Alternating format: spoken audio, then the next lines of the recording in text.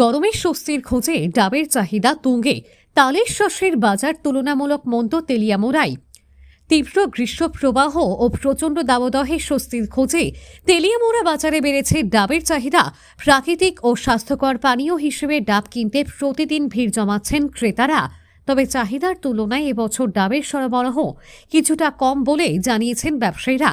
তেলিয়ামুড়া ফল বাজার এলাকায় প্রায় 10 থেকে 15 বছর ধরে ডাব বিক্রির সঙ্গে যুক্ত ব্যবসায়ী রাজু দাস জানান, এবছর ডাবের ফলন কম হওয়ায় বাজারের চাহিদা অনুযায়ী সরবরাহ করা কঠিন হয়ে পড়েছে।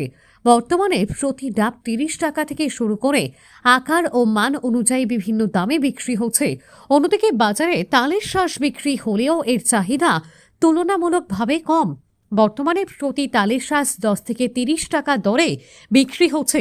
অন্যদিকে তেলিয়ামুড়া ধর্মনগর এলাকার দীর্ঘদিন ধরে ডাব ব্যবসার সঙ্গে যুক্ত ব্যবসায়ী গোপাল দেব জানান, তিনি প্রতি ডাব 50 টাকা থেকে শুরু করে বিভিন্ন দামে বিক্রি করছেন।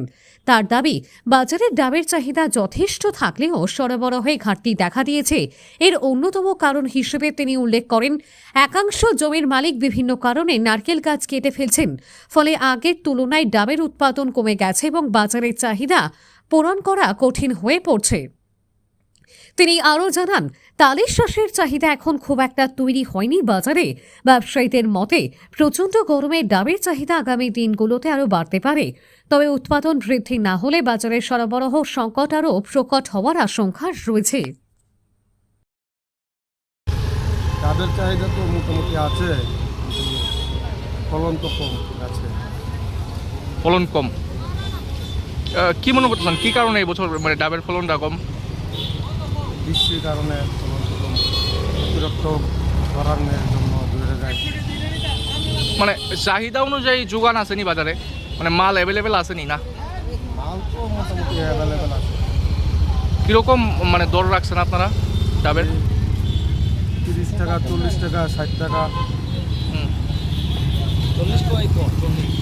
তো বেশিরভাগ 40 বিক্রি হয়, আর 40 টাকা কিছু পরিমাণ 50 টাকা বিক্রি হয়। এই যে তাল শাঁসও তো আপনারা বিক্রি করতেছেন নাকি? তো কীরকম দর চলতেছে? তালের শাঁসের দর চলে তোমার 20 টাকা, 10 টাকা।